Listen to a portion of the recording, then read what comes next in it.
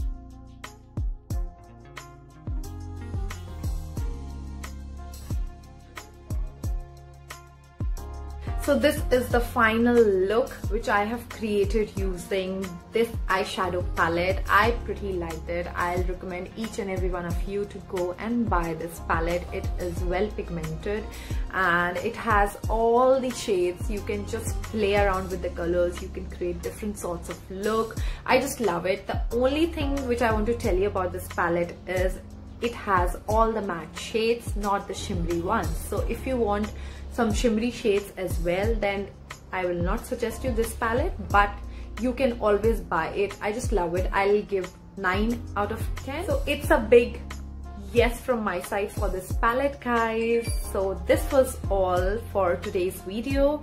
For many such videos, you have to subscribe my channel and hit on the bell icon. There are many videos which I have already posted and many more are yet to come.